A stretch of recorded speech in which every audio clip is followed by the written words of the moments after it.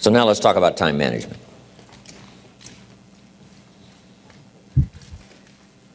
Time, key phrase. We all have a limited supply. My father had 93 years, but it seemed short. In his seemingly long life of 93 years, it was short because it just seems like if we only had more time.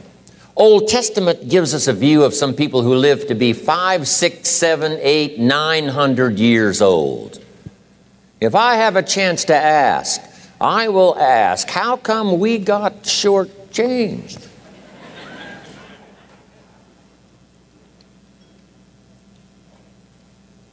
Wouldn't that be a good question if you had a chance to ask?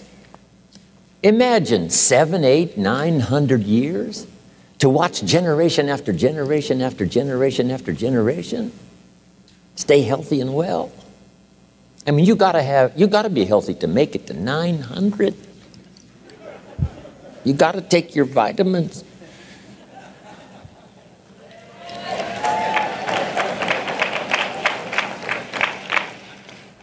I'm pushing the Bible, I'm pushing vitamins, I'm doing good today. So, the key is time is precious. Now let me give you Bill Bailey's description of time. Life is not just the passing of time. Life is not just the passing of time. Life is a collection of experiences, their frequency,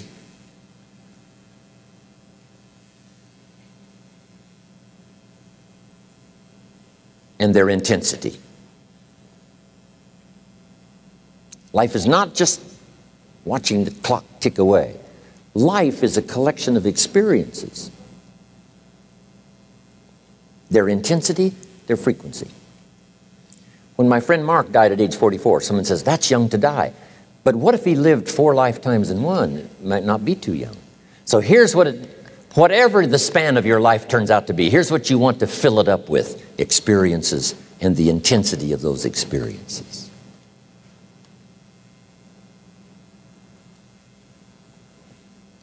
But now let's talk about the management of time. Here's one of the best ones. We covered earlier, when should you start building this hotel? Answer, as soon as you have it finished. Now jot this one down on time management. When should you start the day? As soon as you have it finished. Plan the day the best you can, leaving plenty of room for improvising and surprises and all the stuff that happens during the course of the day. But if you've planned a good, productive day, now you start that day, you can't believe how much more valuable your time will be. Don't start the day until you have it finished. Now here's the next one. Don't start the week until you've had it finished. Now to lay out a week is a pretty good challenge. Next, don't start the month until you have it finished. The places to go and the people to see and the productivity and the sales and the customers and the development and all the rest of what you want to accomplish during the course of 30 days. Don't start the month till it's finished. And then here's the big one. This is really challenging. Don't start the year until you have it finished. To the best of your ability. It can't be finished like minute by minute. But in terms of the sweep of what you want to accomplish in the year 2002, make sure that that's set and ready to go by the time January 1st rolls around.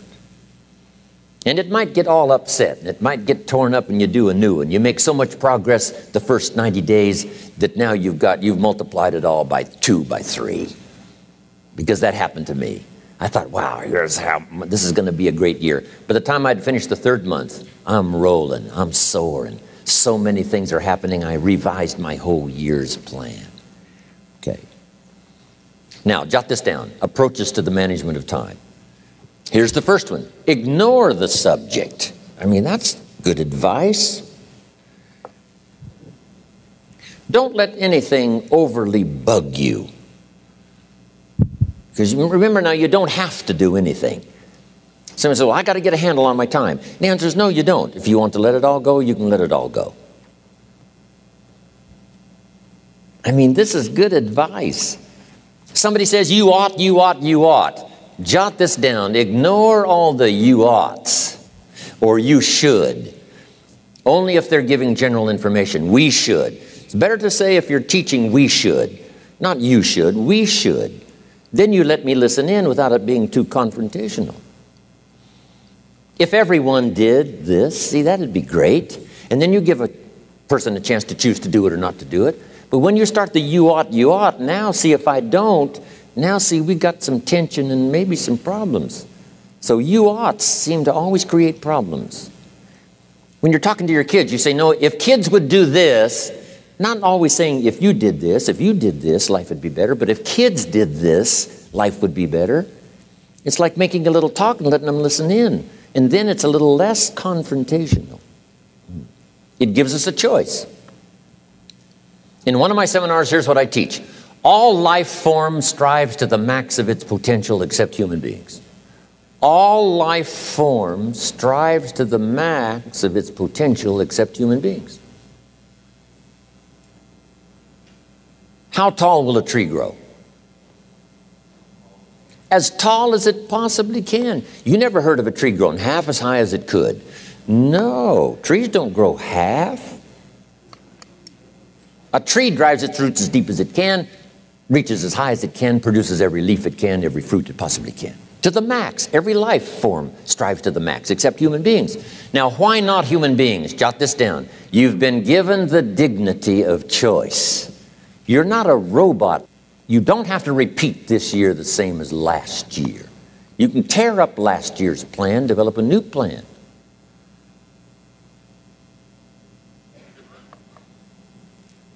So, the dignity of being a human being. Now, here's the choice on being a human being. To be part of all we were meant to be, or to be all. To strive for all, or half, or part, or some. The choice is up to you. To develop one skill or 10 skills. Someone says, well, I'd be happy with just one more language. Well, some say, hey, I'm going to learn 6 or 7. And this is all a matter of choice. And when someone says, no, you ought to learn 4, you've got to resist all that. Because this is personal dignity. And you don't want to destroy someone's dignity by doing all the oughts and then they feel reluctant to do it. Now we've got problems. So if you want to, just ignore this subject on time management. Now here's the next one. Step down to something easier.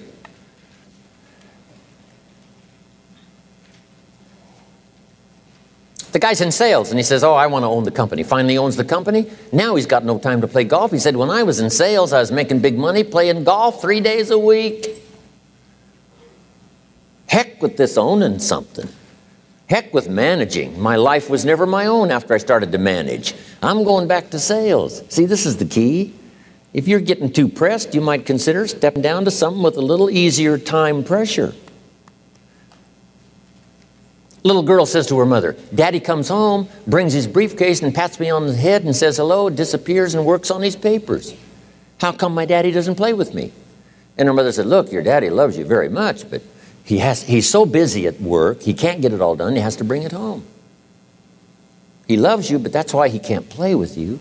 And the little girl said, why don't they just put him in a slower group? So, jot this down now. If you don't have time for your kids, you might consider joining a slower group. Remember when I said some things I went for cost me too much? So reconsider. Next key to time management. And that's work longer and harder. But see, there's a limit to that. I almost lost my health the first year. I went so crazy about personal development and achievement. I just went bonkers. You know, I told you I was skinny, but at the end of that first year, I was a walking shadow. And then it suddenly occurred to me, what if I got rich and too ill to spend it? I mean, that was a shocker. So I started, you know, developing a little more reasonable. Because I said, if 12 hours won't do it, I'll work 14. If that won't do it, I'll work 18. I mean, how many hours it takes. And sure enough, it cost me too much. So see, working longer and harder for some might be appropriate. You know, if you're just sitting around not doing that much, this might be good, work longer and harder. But you can only work so hard. Here's the key, not to work harder, but smarter. when you've worked as hard as you can, doing the best you can in terms of physical output in the time, reasonable time. Now here's the ultimate in the management of time, and that is you simply become more skillful. When I first got into sales, you know, I was around people that could get, you know, 9 out of 10, 8 out of 10. And when I first started, I could only get 1 out of 10. But here's what I did. I worked around the clock, so that I would make up in numbers what I lacked in skill. That's good in sales. You got to jot that down. When you're new, you make up in numbers what you lack in skill. Now, when you become more skillful, the numbers can go down because now your persuasive ability and all of that is now so high that you don't need to put as many numbers out. But at first, if you want to compete or if you want to really get good, you've got to put in the numbers. But if you get more from yourself, develop more of yourself, now the time management becomes an easier task. Now here's the next thing. Either you run the project or it runs you. I've found out when you start something, at first you're in charge. All of a sudden, a year later, it's in charge. Some of the companies I started, I'm telling you, I'm in control. A couple of years later, I'm out of control. At first, I've got it on the run. 2 years later, it's got me on the run. Haven't got enough time. I'm dizzy with trying to get it all done. So here's part of the key, and that's to get in charge. Say, I'm going to take charge of my health. One of my albums is entitled, Take Charge of Your Life. Take charge of your time. Take charge of your resources, which we're going to talk about next. Take charge of your health. You're the one that's responsible for it. It's not a requirement of society that you not have a heart attack and take care of your family. That's not a requirement of society, but you must make it a requirement of yourself. Society doesn't require that you build a financial wall around your family nothing can get through. That's not a requirement of society. It's a requirement you impose on yourself to build a financial wall around your family nothing can get through. So impose on yourself this self-development of being in charge, taking charge of your life and your health and your future and your responsibilities and all the rest. Next, reasonable time is enough time to achieve all of your goals. Just jot that down. Reasonable time is enough time. I had to learn that. Reasonable time is enough time.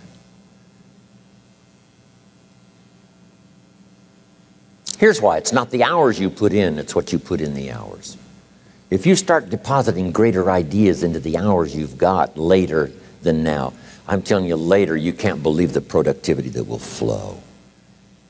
The ideas you can't think of now, a year from now, they'll start to flow. And when you deposit those ideas in the hours you've got, productivity multiplies by 2, 3, 5, 10. Next, time management essential.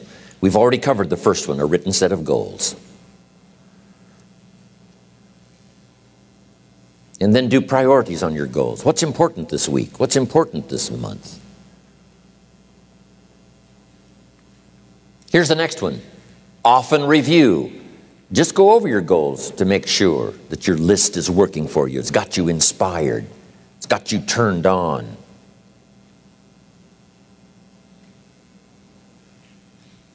Somebody says, how come you're up so early? Say, if you were headed where I'm headed, you'd be up early too. Wow. If you were going to meet who I'm going to meet, you'd be up early. If it was going to stack up for you like it's stacking up for me, you'd be getting up early. Wow. Here's some more time management essentials. Learn to study what we call majors and minors. You pick up the phone. Here's what you must say when you pick up the phone. Is this a major conversation or a minor conversation? If it's minor, a few pleasantries and you're done. If it's major, maybe you've got to make a few notes. So here's the next one. Important conversations, make an agenda before you make the call. Just jot down a little agenda. It's so easy now to just talk out of your head. Did you ever hear a conversation end like this? Let's see, there was something else. See, you don't look that swift. I can't think of it right now. I'll call you back. See, you look a little incompetent. Let's see, there was something. It escapes me right now. Really? So have you got this now? Make an agenda before you make a call if it's an important call. Now later that saves you all kinds of stuff. You call John in, the salesman, say, John, remember those 4 things we went over? He said, no, we didn't talk about that. And then you pull out your daytime or whatever, and there's the list you made when you made the call. He said, oh yes, seems like I do remember. And you've got him with your list. If it's just, salespeople especially can talk you out of what's in your head. It's true. No, we didn't talk about that. And if you don't have a little proof, I'm telling you, it's gone. So make an agenda before you make a call. So what's major, what's minor? Now here's the key on this. Don't major in minor things. If you take up major time to do minor things, I'm telling you, you'll be behind the curve constantly. Here's what we learn in sales training. What's major time and what's minor time?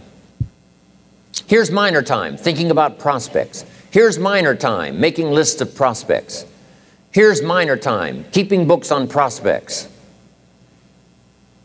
Here's minor time, going to see the prospect. Here's minor time, evaluating the prospect after you've been there. That's all minor time. Here's major time, in the presence of the prospect. That's major time. And if you took a look, if you're in sales and you took a look at a week, you'd say, my gosh, I'm spending 90% of my time on the minor stuff and so little time on the major stuff in the presence of. How many hours in the presence of in my day? How many hours in the presence of during my sales week? Because the time that really counts is in the presence of the prospect. Majors and minors. Here's another key time management essential. Don't mistake movement for achievement. It's easy to get faked out by being busy. Guy comes home at night all exhausted, falls in the chair and says, oh, I've been going. Here's the big question. Doing what? It's not the going. Some people are going, and they're doing figure eights. I mean, their progress is small. So don't mistake movement for achievement. Here's another one in sales we learned. Don't mistake courtesy for consent.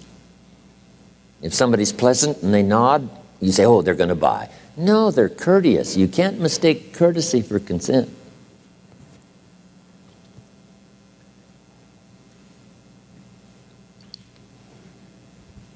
Now here's a big one, concentration. I had to learn this. All those years ago, I'm in the shower trying to compose a letter. Found it turns out to be a strange letter. So here's what I learned to do. Save the work till you get to the office. Save the work till you get to the work. Don't try to get to the office on the way to work. On the way to work, enjoy the way. In the shower, enjoy the shower. Then go to work when you get to work. I found this to be helpful. Concentration. Here's another big one. Learn to say no. I'm telling you, in such a social society we have now, it's so easy to try to be a nice person saying yes, yes, yes to everything. Find yourself overloaded. Now you got to call and make the, well, gosh, you know, all the time it takes to back out of something that you said yes to too quickly.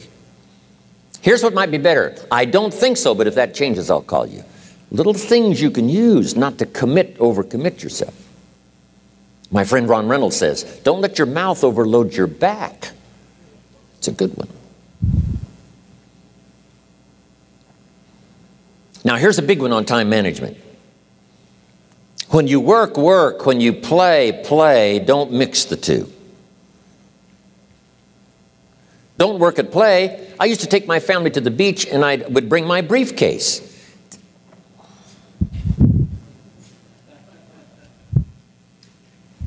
I learned not to do that. Or at the beach, I'm saying I should be at the office. I should be at the office. Now my family's upset because I'm at the beach and I'm thinking office, office, office. Now when I'm at the office, I'm thinking what? I got to get my family to the beach, the beach, the beach.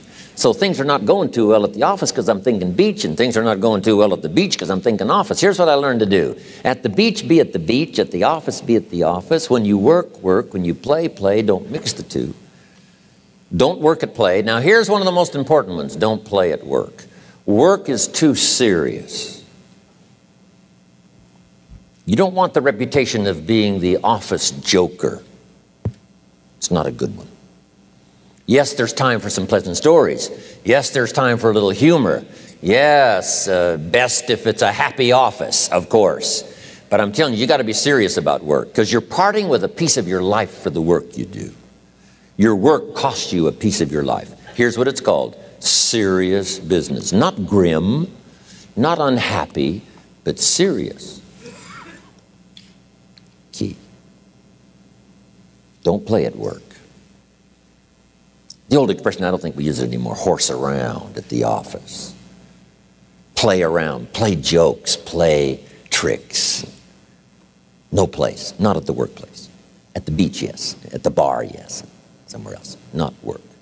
You got to treat work with all due conservative passion, because it's leading you to your future. Here's another key phrase: all work is good. You may not like your job, but if it's the stepping stones to get you to where you want to go, you got to appreciate your job. You don't have to have a passion for your job. Here's the ultimate passion: a passion for incredible success in every department of my life. That's the passion. But don't look down on some menial job you have to do to finally get you to where you want to go. No job is menial. No job is not, every job is noble. Training life for pay, making a contribution to society. Next, analyze how you are. And if you have some weaknesses, if you can't, doesn't seem like you can change, here's the key: get it covered. I used to keep promising myself I'd keep the books, keep the books, keep the books. Finally, I gave that up. And back then, it only took me an extra $50, $60 a month for some accountant to keep the books. I said, no, I'm going to save the $50. You can't believe what I started losing in productivity because I tried to save the $50. So the key is, a lot of the time you can stay like you are, but just make sure you get it covered. Okay. Next, beware of the telephone and all other systems of communication, especially the telephone at home and systems of communication at home. And here's one of the best lines I've got for you for the weekend: let all communication systems serve you, but don't let them intrude. When it comes time to have dinner with your family, you shut off all systems, unless the ones that can take messages silently. Don't let the phone ring. Don't let anybody intrude, come through the front door nor the back door, nor through the telephone or any other device. So you can't reach John and his family when he's having dinner. The President of the United States couldn't get through. If you develop that kind of a reputation, father, mother, when we have dinner, when we're visiting and have this time with our family, nothing intrudes. So don't let these clever little devices keep intruding. You've got to have a place that's sacrosanct. It's valuable. You don't let anything in for that period of time. Okay. Isn't that good advice? Excellent advice. Here's the next one. Read all the books. You know, I've only got a few notes here on time management, but if you've got some particular challenges, you run a big organization, a big corporation, you've got some challenges, there's plenty of books. Now, here's what's next. Just be more alert to the things that might be stealing your time. Here's why. Time is like capital. You can't let someone steal your seed corn. You can't let someone steal your capital. And you can't let someone steal your time. You must designate your time. And some of the time that you designate, you must not let anyone steal. Casual time, you might let someone intrude and steal a little bit and take a little bit, but not serious time. Key. Next, One of the great time management savers is to learn to ask questions up front. Sometimes you talk to somebody for an hour, and then you ask questions and find out if you would have asked those questions up front, you could have saved yourself an hour. Asking questions up front helps you to get to the problem now. But if you just launch into some discourse, you might waste 30 minutes, waste an hour, when here's what you should have been talking about. After you finished an hour, you say, John, what's really the problem? He said, well, it's something personal. See, that's what you should have been talking about this whole hour. Key. Next, learn to think on paper. Now we're going to take a break. Some ways to think on paper. One, we've covered one. Solving problems. Take it out of your head and put it on paper. Another one is setting goals. Making these lists we've already started. Here's another good way to think on paper. It's a projects book. Each person you're working with and each project you're working on, get a loose leaf binder and a tab and some pieces of paper behind the tab and do a little continual summary of how it's going between you and that person and between you and that project. I call it a projects book. It is so useful to me. But what's going on between you and this person? When you last got together, what did you talk about? And you got a few notes there. Here's what we talked about the last time we got together. Now when you get together again, you can review that so you'll know better what to talk about. When the president gets ready to travel and he's going to meet some important people, guess what they bring him? All these briefing books. Right? The last time you were with Khrushchev, Kennedy is informed. Here's what he said and here's what you said. Kennedy said, oh, that's valuable. I need to remember that.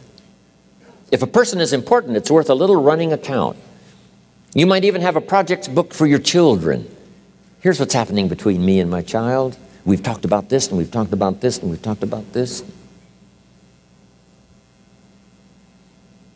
Next, a day timer. Keeping track of all of your appointments. You know, mine is all filled with, when to catch an airplane and when to do a seminar, and when to sit down and have a conference, all the rest. Next is a game plan. If you've got a house and the insurance is going to come due and some other things are going to come due, you just put it on a spreadsheet and make sure it's taken care of. Key phrase, take things out of your head and put them on paper. And the key is to just experiment with different ways that helps you to do that. Now here's the last one, thinking on paper, and that's to keep a journal. One of the things I'm known for around the world, have been now for 39, 40 years, is keeping a journal. Now my journal is not it's not necessarily it's not like a diary. It might be part diary. I'm flying over Ireland and I write down a few little things that impress me. Today I met this person. Wow, what an extraordinary event. Today I conducted this seminar in Rome. 1,000 people stood up and sang for me. I've got a little bit of a diary in there. But here's what primarily your journal is for. Collecting good ideas. A journal is to collect good ideas on your health, good ideas for your business, good ideas for your future, good ideas for time management. Because I used to take notes on pieces of paper and torn off corners and backs of old envelopes and restaurant placemats. And I threw all this stuff in a drawer. It did not serve me well. I finally learned to get a bound copy, right? And just keep a journal, right? If I was here, I had my journal, I'd be taking notes, right? These 2 days in my journal. Now, if you're caught without your journal, you just take the notes when you get back home.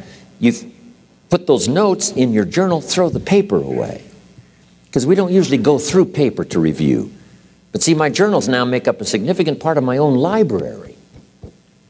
My journal's all reserved privately for my children and my grandchildren. Can you imagine what I've collected over the years? It's unbelievable. There are 3 treasures to leave behind. I think you've already got those notes, right? Here they are. Number 1, your pictures. Don't leave the event unrecorded. It takes only a fraction of a second to say, here's who I was with. When I travel the world, right? We take all these pictures, and here's one of the gifts People send me the pictures they took of me and them. It's part of the treasures I have on the farm. Incredible. A picture's worth 1,000 words to describe the scene, the emotion, what happened. Say, wow, this was an extraordinary day for me when I met these people. Here's what they told me happened to them when they went to my seminar 10 years ago. Wow, the drama comes back if you've taken the pictures. It's one of the treasures to leave behind when you go. Remember the old photographs that we have now of, 100 years ago, 70, 80 years ago, just a few photographs? What would it be like if you had thousands of photographs of the past, of your history, your mother, your father, right? Grandparents? So change all of that now for your children. Leave all your photographs as a record. Here's what's next to leave behind, and that's your library. The books that changed your life, the books that changed your health, the books that rescued you from oblivion, the books that you passed on to other people, they were so exciting for you, the books that made you financially independent, the books that developed your leadership, the books that gave you wisdom to ponder when things were tough, the books that got you through the winter, the books that helped you to plant in the spring and harvest in the fall. What a treasure to leave behind. If you do that, here's what's for sure. Your books will be more valuable than your furniture. Wow. Now, the third treasure to leave behind is your journals.